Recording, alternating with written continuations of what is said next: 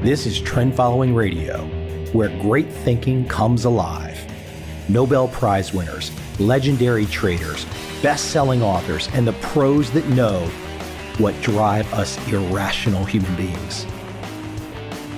I am your host, Michael Covel.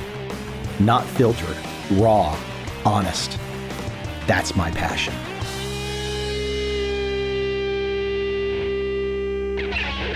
We all know it's only a matter of time. It's a matter of time until there's absolutely no privacy unless you wear the V for Vendetta mask. And even then, they'll probably recognize your fingers or something. There'll be enough computing power to pick up your fingerprints from a mile away, zoom in on your fingers, capture your fingerprints. I just know there's not going to be any privacy. And my guest today is helping that process.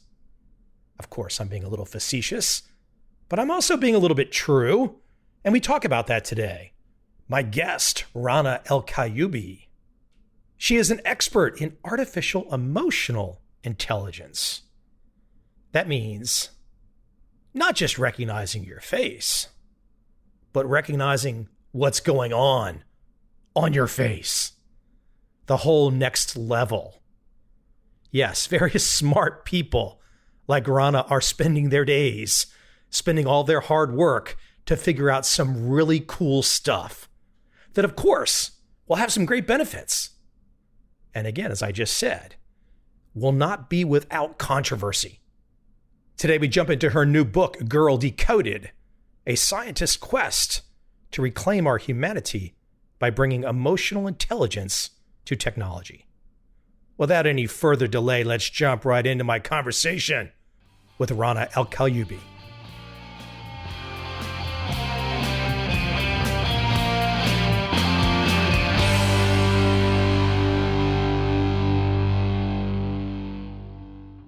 I want to understand from your perspective, it's kind of a two-part opening question. What is AI? Now, that's kind of a softball right across the plate. But what is AI? And the second part, which I think is really interesting to me, what's AI and what's the pinnacle of AI right now in 2020?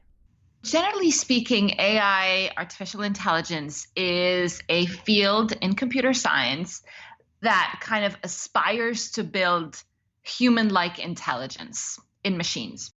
That cuts across many forms of human intelligence, like cognitive processing, language understanding, pattern recognition, etc. Is that your view too? I would agree with that. And I would say the pinnacle in 2020, I mean, we're not even close, but I do think there are many forms of what we call narrow AI, which is AI that is really good at one very specific thing. There's a few examples of that, like if you take Siri or Amazon Alexa, that is powered by an AI backend or a machine learning backend. These devices or conversational agents are able to understand instructions, I would say rudimentary instructions, not proper conversation, and that's some form of AI. Okay, but Siri to me seems way on down the list if I'm comparing it to these dogs, these AI dogs up there in Boston that the one company has that are running around doing backflips. I mean, those dogs seem a tad more advanced than Siri. That's interesting. I think it depends on, again, it's narrow AI. You're referencing the Boston Dynamics robots. They are very advanced physically, but I don't think they have language actually at all. By the same token, Siri isn't embodied. It has no body. It doesn't have any physical movement, but it has kind of more advanced language skills. That's actually a great kind of example of how all of these AI forms at the moment are very narrow, and they don't even match kind of what a toddler can do, a human toddler. Let me keep pressing you on this. I don't know where I'm going. You're the expert here, but I'm the man on the street trying to dig through this. Where is the most coding? Where's the most work been done? So if I'm trying to, in my mind, I'm comparing Siri and Boston's dog, and you're kind of laying out the case, well, hold on, these are two narrow options here. They're not great comparisons, kind of apples and oranges. But when it comes to the coding, who's winning the race? What's winning the race in 2020? So this is actually a really interesting question because some of the recent advances in artificial intelligence is machine learning. So it's basically a kind of a category. It's an approach to implementing AI. So that's machine learning. And the recent advances in machine learning is this thing called deep learning, where basically you are able to build neural networks. I simplify it, like think of it as the way the human brain works. You've got these networks that encode relationships and meaning. With deep learning, it's not just about the neural network, it's about the data you're feeding the neural network. Some of the big leaps that have happened in the last few years in the field of AI and machine learning has to do with our ability to leverage all the data that's out there and train these deep neural networks. So, for example, in our case, I'm very focused on, again, a specific form of AI, which is artificial emotional intelligence. In our case, we use hundreds of thousands of examples of people smiling or smirking or frowning to feed this data to an algorithm that then learns what a smile looks like or what a smirk looks like. So I guess kind of to summarize, it's not about the number of lines of code you write, which was kind of the case when I did my PhD 20 years ago. It's more around the architecture that you're using for the algorithm, but the data you're feeding it. And the better the data, the more of it you have, the diversity of the data, the better your algorithm's going to end up being. And I think that is true both for the robot in Boston and for Siri. What are we trying to get to? What are you trying to get to? What's the peak? If you could imagine, I'm sure you've done a lot of imagining of what the peak could be and where in your wildest dreams and imaginations you could reach. What is that? For me, which is probably different, the typical answer would be AGI, artificial general intelligence. So AI that is kind of on par with human abilities across the board. For me, I aspire to build machines or devices that converse with us just the way we converse with one another. So through conversation, through perception, and through empathy. Empathy is kind of probably extremely hard to implement, but that's kind of what I aspire to build in my work. So you would be imagining a form of AGI that for all intents and purposes, I could be AGI and you're interacting with me and I'm giving it back to you, you're giving it to me, but you don't know that I'm AGI. I think there are big kind of moral and ethical questions on whether I should know if you're a chatbot or not. You see where I'm going on that. I mean, ultimately, if I'm digging into your mind, we'll get into some of the deeper issues here. I just kind of want to outline some of the big picture, but you would love nothing more than to have me be a form of AGI that can interact with you. I think AGI is, I don't want to say unrealistic, but I don't even think that that should be the goal. I think for my work, the goal is to build empathetic devices and technologies because I think it will reimagine and transform human-machine interactions, and it will move us from this very transactional world where you ask your device to do something, it does it, end of conversation, to something where these devices can get to know us really well, and that could be a platform for behavioral change. It can help you be a better person, more productive. Give me an example of where your imagination takes in your work and what that could look like. So we've got Siri right now, and it's kind of a blunt force type thing, or Alexa throws something out at you. Take it the step further on what you would like to see in your work when you get there. Yeah, imagine if Siri and or Alexa had perception, not just auditory perception, but visual perception. So it had eyes too. Social robot has both ears and eyes. Imagine if this device, I mean, you're interacting with these devices every day anyway. So imagine if it now has a understanding of who you are. It has a baseline of how Mike does on what's your mental state, what's your emotional state. And when you start deviating from it, it can detect that and it can proactively say, ooh, you look like you're really tired today. Do you want me to order some chicken soup? Or you maybe need to cancel this really full day schedule, but you look exhausted. How about you take a break and cancel this particular meeting? It can be a learning companion. I mean, at MIT, we worked with a social robot that was designed to help elementary children learn Spanish. And so these kids were learning Spanish, and it wasn't a teacher, it was more like a friend. It would cheer you on. It would empathize if you got things wrong. If you start getting fidgety, it would be like, oh, come on, let's keep going. This will be fun. So you can imagine how these devices with a little bit of emotional intelligence can be coaches, can be productivity and learning companions. I guess it was sometime in the 1990s when it first came out. Maybe I'm wrong, but I can think of Daniel Goleman's book, Emotional Intelligence, and I'm sure you're more familiar with it than I am, probably on the tip of your tongue. But why don't you go ahead and lay out for the audience this contrast, the emotional intelligence, the EQ versus the IQ? Because I know people sometimes hear this, but I don't know if they really take it in as to what it really means. And we still are very much a society that is so hell-bent on memorization and IQ and proving that you can do the math formula.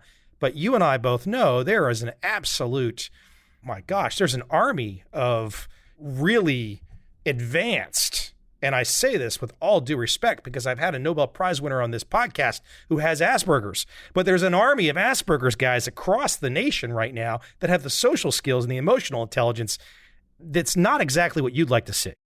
Absolutely. When you think of human intelligence, IQ is only one piece of it. And Daniel Goleman's book and the research that he kind of covered in the book demonstrates that oftentimes your EQ is as important, if not more important, than your IQ. So people who have higher emotional quotients are more likable.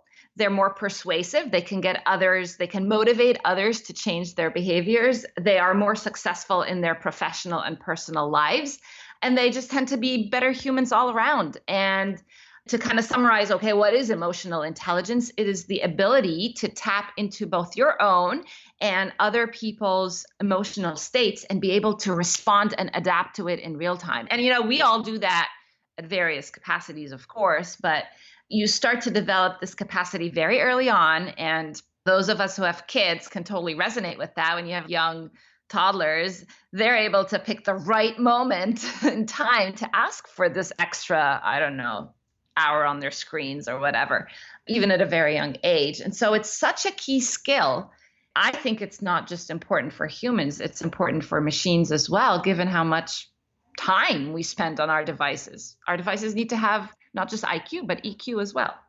This is right in your wheelhouse, this follow-up question. But as you go through your day and you've got all this background, you've done all this hard work, you kind of look at issues in a way that most of us don't get a chance to study and really dig in deep. But when you deal with people on your average day, what are you looking for in terms of assessing someone's emotional quotient, their emotional intelligence? What are some of the cues that you've just found yourself, the heuristics that you like to use to say, oh, wow, I can really bond with that person, or, oh, wow, oh my gosh, they're going to be so difficult. They don't have any of this emotional EQ figured out at all. The way people communicate their emotions and mental states is only 7% of how we communicate our internal state, if you like, is through the choice of words we use. 93% is nonverbal. So it's our ability to apply things like facial expressions and hand gestures and body gestures and vocal intonations, like how fast you're speaking, applying all of these signals in a way to better express yourself, but of course, be on the receiving end of it as well. And so when I'm interacting with people, if you're completely kind of oblivious to all of these signals and you're sitting there and you're maybe not making eye contact, maybe not really, there's the synchronicity in our interactions. If I say something funny and you laugh right away, then we're in sync. If I say something funny, you laugh 5 seconds later, then the dynamics are off. So all of these things are very important. I clue into the synchronicity very much. Let me take it a step further. You mentioned the facial aspects, and your work involves what you call facial landmarks. Why don't you give us novices out there an idea of some of how your research has gone down the path of studying these facial landmarks? Yeah, so the face is a fascinating canvas of how we express ourselves. The science of facial emotions has existed, or facial expressions has existed for over 200 years. And it started by this guy, Duchenne. I'm going to botch his last name, so I'm not even going to, his first name, sorry. So anyways, so he used to electrically stimulate facial muscles to understand how expressions are formed. Thankfully, we don't need to do that. I should not put my finger in the outlet right now. Yeah, don't do that. We literally used to like stick needles, electric needles in people's faces and stimulate these muscles. It was, I'm guessing, pretty painful. But in the 70s, Paul Ekman, a scientist in California, and his team published the facial action coding system. And basically, he mapped every facial muscle to an action unit or a code. So when you smile, it's action unit 12. When you frown, it's action unit 4, and so on. To become a certified face reader or fax coder, you have to go through 100 hours of training, which essentially involve watching videos in slow motion of people emoting and learning to detect all of these facial signals. Very laborious, very time consuming, but eventually you become a certified face reader and you can watch any video of any person in the world and be able to say, ooh, I see action unit 1 plus 4 plus 17, and kind of codify the expressions. Again, not scalable at all. So instead, we use computer vision and machine learning to automate this process. And so basically, the algorithm learns to find a face, and then it's able to identify the main landmarks on the face, like your mouth, your eyebrows, your nose, your eyes. Using these machine learning algorithms that can detect your various expressions. So when you smile or you raise your eyebrows or squint. At the moment, there's about 45 of these facial muscles and they contract to create hundreds of expressions. At the moment, we can codify about 25 of these 45 facial actions. I don't recall that your book was controversial in any way to me. It's your life story. It's where you've gone, many of the things that we're talking about right now. But I do recall, and you can correct me if I'm wrong, you have one, considering how divided America is, you have one kind of controversial example to help demonstrate what we're talking about right now. And you chose the debate between Clinton and Trump. Why don't you explain some of the insights that you took away from that, given, though, that almost anything you say might cause 50% of the country to hate you? Right. Yeah, early on, a few years ago, we looked into, we do a lot of work where we look at how people respond to content, including political content. But in this particular case, we were doing some work with a partner in the hiring space. Of course, hiring is very biased. We as humans are very biased when it comes to hiring. And so there's an opportunity for technology like emotion AI to intervene and reduce some of that bias. If you're really hiring a salesperson based on their EQ skills, which really matter when you're a salesperson, your ethnicity shouldn't really be a consideration and your gender shouldn't really be a consideration. But however, it is when humans are doing the hiring. And now the ultimate job interview is kind of interviewing, if you like, or debating to become the US president. So we ran our technology through all actually of the debates between Clinton and Trump. And what we found was super interesting. So for example, when you smile genuinely, a genuine smile doesn't just involve your mouth. It also involves your eyes, your crow's feet wrinkles. And humans are really good at that. We're really good at tapping into whether you're smiling genuinely or not.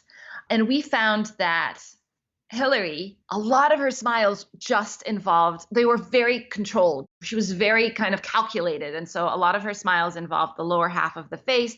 It was only when she talked about her earlier work in social service and with kids where you would see her face actually genuinely smile. I thought that was interesting because I wonder if people subconsciously tapped into that and that kind of affected maybe level of trust, ? I don't know. On the other hand, Trump was out of control. He exhibited a full spectrum of emotions, positive emotions, but also anger, disgust. It was like really interesting. We found that people in general who exhibit a wider range of emotion are perceived as being just more authentic. Again, I don't want to oversimplify the politics of all of this, but I just found it fascinating. And I think it does have implications on how people perceive you. It is interesting to go that path of trying to pick apart that example, because I guess when I look at it, I say to myself, well, whoever's tuning in, the way America is currently situated politically, whoever's tuning in, that pretty much already know, 47% on either side, 47% I'm in for Trump no matter what he looks like and no matter what he says, because he's on my side. And 47% says the same thing for Hillary. So there's like this small group in the middle that maybe is open to some of the distinctions that you're talking about, whereas most people are just locked in and saying, I got my team. Yeah, I mean, again, you could be right. We did do even earlier work. That was now the Romney-Obama presidential debates, where we didn't look at the candidates, but we looked at how people responded to them. And not knowing anything about the viewers, we just looked at their facial expressions. And we found that just by looking at your smiles and your smirks, literally just those two expressions, we were able to predict with about 90% accuracy who you were going to vote for. If you were watching Obama and smirking at whatever he was saying, you are not persuaded by the message. You're kind of skeptical. Now, you may have gone in already with that view. We're not really changing pre and post. Actually, that would have been an interesting study to look at pre and post. Do you come in with a certain point of view? Can we predict based on your facial expressions if you're going to change your perceptions at all? As you say this, I'm thinking I kind of jogged my mind all the way back to, let's say, when Bill Clinton first won. He was just a smiling, kind of gregarious guy. He was running against Bush Sr., was kind of stiff. But then Bush Jr. was kind of a gregarious guy, and Al Gore was kind of stiff. And then Obama was a gregarious guy, and McCain was stiff, and Romney was stiff. And then Trump was a little more gregarious guy. He's still a little stiff.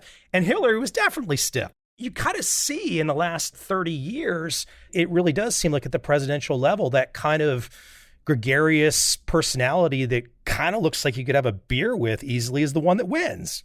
Yeah, it comes back to this human connection, for real or not, whether it's a real sense, it's a valid sense of human connection or not. I think people, it's how we build trust. I find that really interesting too. So the way we build trust, some of it is explicit. You actually sign a contract or a legalese, some legal document. But the majority of how we build trust is through exchanging these subtle nonverbal signals. So when I trust that my kid's teacher is going to take care of my 11-year-old son and also be kind and be an effective teacher, we haven't necessarily exchanged a signed legal document, but we have exchanged a lot of these subtle nuanced signals. And that's how a lot of people build trust and then make decisions based on this trust. So I find that very interesting. I can think of an example before both of our time, but I know it's a pretty well-known historical example that in the 1960 presidential race on the debates, the people that watched JFK on TV thought he won, and the people that listened to Nixon on the radio thought he won. Oh, that is fascinating. I did not know about that. Yeah, because on TV, it was like one of the first ones, and TV, Nixon looked like he was sweating. And JFK looked like a male model and looked really cool as a cucumber. But I guess on radio, people thought that Nixon had more gravitas. Oh, that is interesting. We find that in our work too. So we now have a team of machine learning scientists that look at vocal intonations in addition to facial expressions. So a lot of the time, the two signals tell you the same story. So they complement each other and provide a fuller picture of the person's mental or emotional state. But sometimes the two signals say different things, have different meanings. And that contradiction I find really fascinating. This is a great example of it. And then the question becomes, well, where do you put more weight on, the face or the voice? We're still exploring this. Science doesn't really know the answer yet. I know from doing this podcast for so long, I mean, gosh, over 800 episodes, and talked to so many different people. And I was thinking about actors on the facial side of this too. I wonder about people that have a lot of experience talking, for example, me, or people that have a lot of experience being in front of the camera, that they can, I'm not going to say fool the things that you're working on, but they're going to be harder to read, I would guess. I don't know. I mean, I think it's really interesting that you've done so many of these interviews. You must be super kind of tuned into these vocal intonations. Look, we're not looking at each other, so what do I have to work with? I have to give you some space to talk. I have found doing this, and I've listened to some other podcasts, but I think the people that do this the best, and there's a lot of ones that are better than me, you don't interrupt. If you interrupt people, it just messes them up. That is also super interesting too, like the dynamics. When do you interrupt? But you also can't just not interrupt at all, because then I find that it's important in a conversation to give feedback. And I think this is especially true now as we've all been transported into this universe where we're working and learning online and just doing just about everything virtually. If you don't give any feedback at all, it becomes almost like a one-way conversation.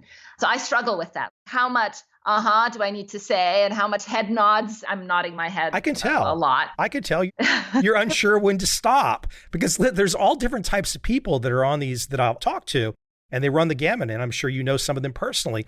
But I find, for example, I'm not going to say older men only, because I've talked to some older women as well. But older men in particular, perhaps I've had more on the show, seem to they just kind of roll with it. They're so content. Some of these older guys that are successful, they're not being cocky, but they just kind of like roll with it. Whereas I find some younger people are more like, oh man, this is the age of social media. Am I going to say the wrong word? I don't want to say the wrong thing. And you can feel people just being hesitant to just let it ride. But here's the trick. Usually about halfway through a podcast, people forget about that. Then they start letting it ride. Yeah, so interesting. We've done a lot of work, obviously, where we ask people to turn their cameras on while they're watching online videos or install cameras in their vehicles so that we can collect examples of distracted driving or drowsy driving. And when we started doing, especially the automotive work, we basically ship cameras out and we ask people with their consent to put these cameras in their vehicles. And I just assumed we were going to get the most boring data ever. People were going to be on their best behavior because they've got a camera in the car and it's right in their face. It just fascinates me, to your point about people just forgetting, how just people like totally forgot about the presence of the camera. And we see all sorts of crazy driving and scary behavior on the road. Yeah, so people just forget. I think also too that there's probably an age thing with this as well, where some younger people, probably 20s, 30s, whatnot, I think are just kind of like, we're going to be recorded and we don't care. And not only are we going to be recorded and we don't care, it's normal and it's expected and it's how we fit in with our peer group. Yeah, interesting. We've seen again in our data that there are kind of cultural differences. Like, for example, we always ask for opt-in. It's one of our core values. And the lowest opt-in rate, we are deployed in 90 countries around the world. And the lowest opt-in rate is in Germany. I can imagine, yeah. Let me shift you into a little bit of controversy. Something like, okay, you are a professional in this space who is looking to take in all forms of data. I guess a guy like me who just watched, at least partially, again, this film V for Vendetta, the guy that's wearing the mask, I say to myself, in the future, will this be the way that I have to go through life because of your fine work, that I will have to wear my mask? So they're not capturing my data and they're not categorizing me and they're not sending guys with electric cattle prods to come chase me to throw me in the can for violation of something because I didn't smile enough that day. I think there is a version of the universe where the applications of this technology, we're not the beneficiaries of the applications of this technology. And so, yeah, I would put a little sticker on my camera on my machine. I mean, obviously, I'm a kind of convicted deep believer in this. I believe that there are so many potential use cases of this application where the data helps you, right? It helps me. So for example, back to the mental health use case, if your device, whatever, your Alexa or whatever, really has an understanding of who you are, your baseline, and it can detect facial and vocal biomarkers of depression or pain or Parkinson's, which we know is doable, like we have people working on this, that could be truly transformative. With automotive, again, which is an area where we're spending a lot of our time, if you're able to detect a driver is fatigued or distracted and the car can intervene in one way or another to increase safety, then I would argue that that's worth it. It depends on the application. There are some applications we steer totally clear of because I don't think that me as a user, I'm getting any value in return. And I worry about this power asymmetry. We see this in technology all the time, that there are certain small number of tech giants and organizations and governments that are in control of the majority of the data. And then we as users are not in control of our data. And I think that needs to change. That's not even specific to our technology. That's just something about the tech space that needs to change.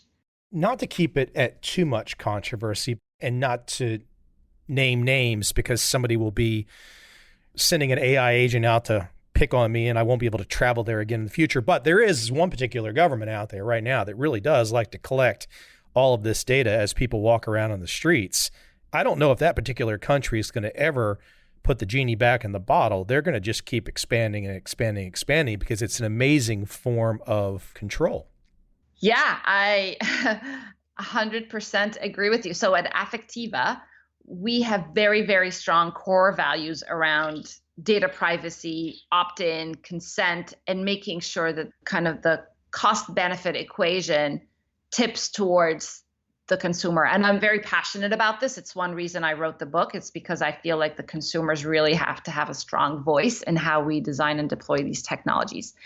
And I'm also part of a consortium called the Partnership on AI, where we try to kind of formalize these best practices and guidelines for other AI innovators and other organizations that are deploying these AI technologies. And I can tell you that you're right. Some governments just do not subscribe to the same core values. They don't. Our biggest competitors are companies that are funded by said government. They have access to way more data than we do. And it's not all collected with people's consent or transparency. I just hope that in the long run, the consumer's voice is strong enough that companies like Affectiva, who really are sticklers for these strong core values, win. But the verdict is out. You mentioned, and I don't know if you were going this particular direction, but if I look at America right now, we've got some social media companies, some tech companies, for example, Twitter, Apple, Facebook, Google, Amazon. And if I'm not mistaken, again, 50% of the country could like me and 50% of the country could hate me for saying this. But if I'm not mistaken, those 5 companies are very clearly to one political persuasion. And look, this is capitalism. People can do what they want to do.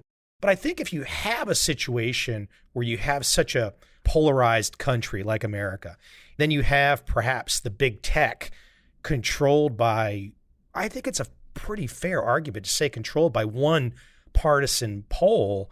That portends, or that looks like potential issues in the future if folks don't let things be an equal playing field. Look, there's no alternative to Facebook. There's no alternative to Twitter. There's no alternative to Amazon. There's only, that's it. Yeah.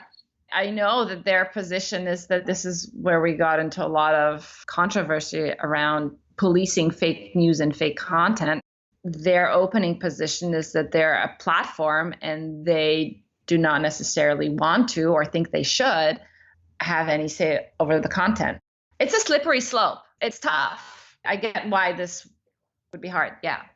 And look, I'm not trying to take you off on any kind of a tangent, but it is when we start to look at all the reading of people and the data collection, if the data collectors have a particular point of view, and look, there could be new technology in the future. All of these platforms that I just mentioned could switch and they could all be owned by teams on the other partisan pole. I think it's something where us as a society, we really have to make a decision. What do we want? Yeah. Am I crazy? No, I think it is interesting. And Am I making you uneasy? No, I'm actually thinking we've run into this because our technology, again, has been and is being used by a third of the Fortune Global 500 companies around the world to understand how their viewers and users emotionally engage with their brands and products. One kind of adjacent market is the political testing space.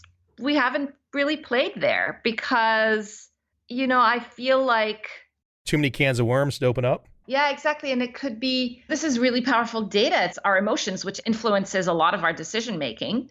I worry that it can be misused. But then at the same time, you can't say, well, this politician is a good dude, but this other politician isn't. So I'll make it available to this team, but not this other. Like, you can't start doing that. So we've definitely run into applications of the technology where we're like, it's too gray. And so we steer away from it.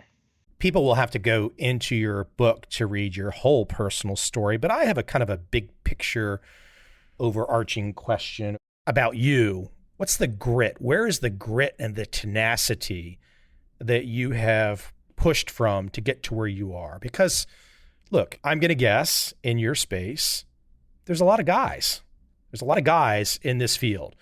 So what was that grit that pushed you? What was the tenacity? What was the moment that kind of shifted you into this direction? Of course, that's a big picture question. It could take you a long time to answer, but I think you know where I'm going roughly. Yeah, I think two things. First, my personal upbringing. I grew up in the Middle East. My parents are very hardworking and no nonsense. There's no nonsense in our house allowed, including when we had to evacuate.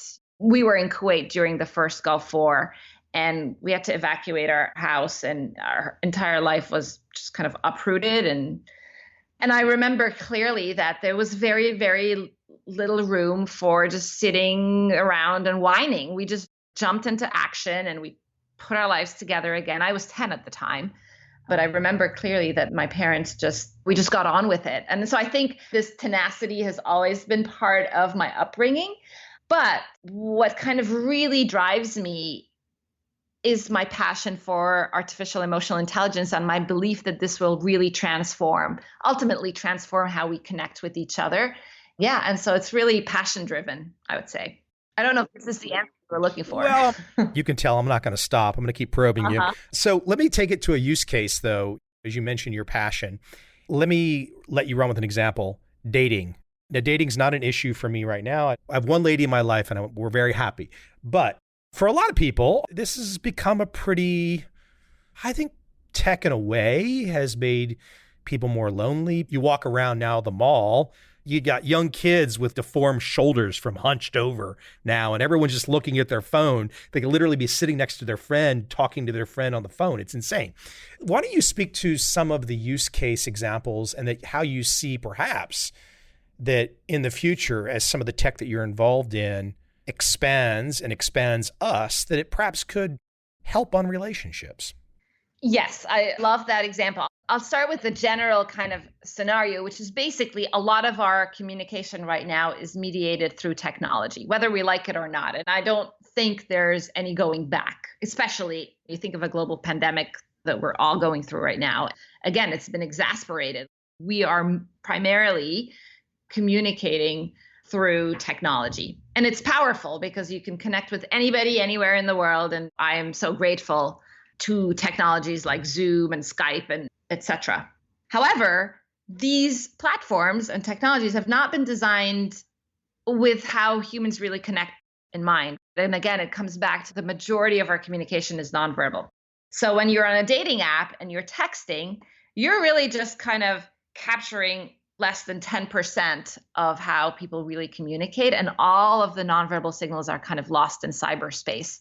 So what I find really, I've been divorced for about 7 years. And last year I decided to kind of experiment with these online dating platforms, which was way outside of my comfort zone.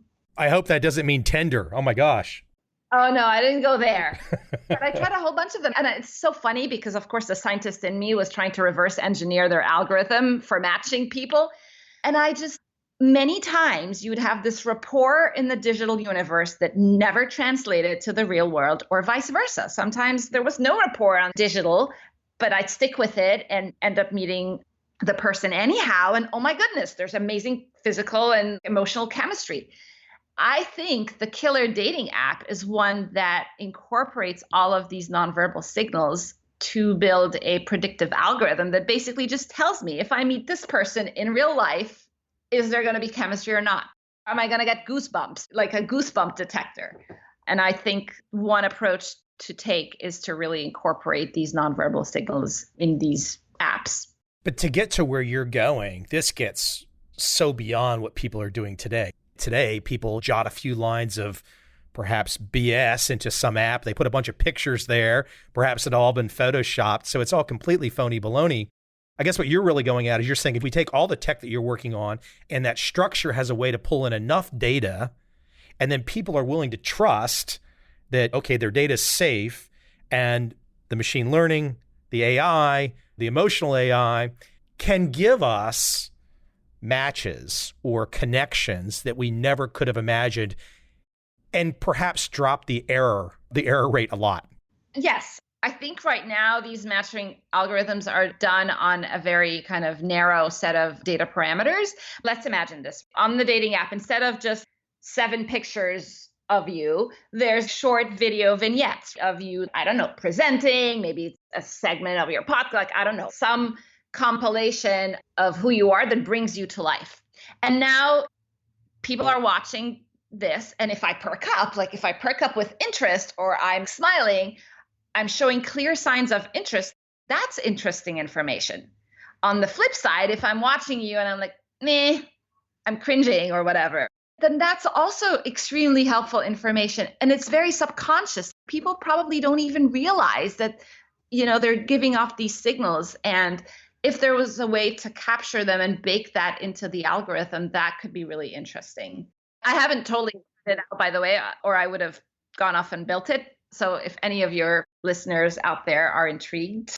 What do you do with the poor male segment of the population? Because I can't imagine for the next hundreds and next thousands of years that most men, when they get onto a dating app, they're going to be looking to say, how does she look? Do I see cleavage? Do I see a bathing suit? I mean, I don't think they're looking for the same things that you just described.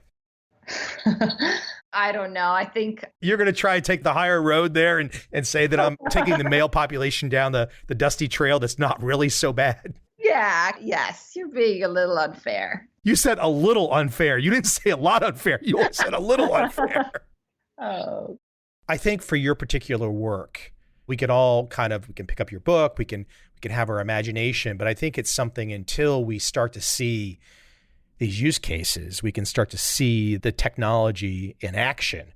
It's still kind of in our imagination. It's still hard to feel. I'm sure that probably excites you and pains you sometimes. You kind of have to wait to get some of the best stuff out there that is not just ready for prime time yet. Is that a fair assessment?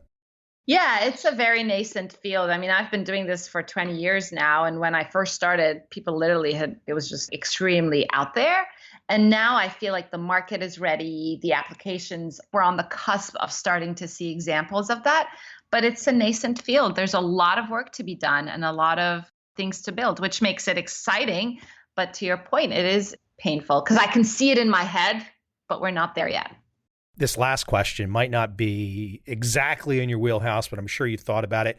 I had a guest on this podcast. I can't remember the exact title of his book, but he speculated that it won't be the AI dog or the AI humanoid that is the first kind of artificial intelligence that can match us humans, what people out there in the futurist world like to call the singularity. He actually speculated, he said, well, what I think will happen is that we will figure out a way to scan our minds and port it to a drive and then just live in a virtual reality. You've got a lot of experience in this field. So when you hear someone lay out that scenario, what's your first blush take? I hadn't heard of that, but I'm intrigued by it. I mean, could you imagine something like that? Could you imagine at some stage of the game taking all of that gray matter inside your skull and porting it to a drive, and then you live in virtual reality? And then when you live in virtual reality, how do you know you're even in virtual reality? Yeah, sure, maybe. I'm a realist. I'm like very pragmatic. I think of these applications in very specific use cases. I have to think about that. Well, I just try to take you in every direction I can possibly imagine. I love it. The book, Girl, Decoded, a scientist's quest to reclaim our humanity by bringing emotional intelligence to technology. Where can we send people? Where's the best website for people to go and check you and your work out? Where would you like to send them? The book is out, Girl Decoded, as you said. It's available on all online and other book retailers, so check it out. I also recorded the audiobook. I narrated the audiobook. It was a lot of work. If you are into audiobooks, I would encourage you to listen to it. I'm proud that you had the patience. I've done 5 books and I did not have the patience. I had to hire somebody. I have to say, it's amazing that you've done 5 books. This is my first book. And yeah, it took a lot of love and a lot of time. Oh, it won't be the only one. I just will bet you right now, it will not be the only one. There's no way, because once you do one, you have to do another one. It will happen. It will just trust me. Even if you have no plans for it right now, something will just wake up one day and bite you and you're like, oh my gosh, I know the title of the second book. Cool. So I'll be back then. Was there a website you want to send people though to? Anywhere you want to send them to? www.ranaelkaliouby.com/girldecoded. Okay. Rana, I appreciate you coming on today. Thanks for putting up with me. Thank you for having me.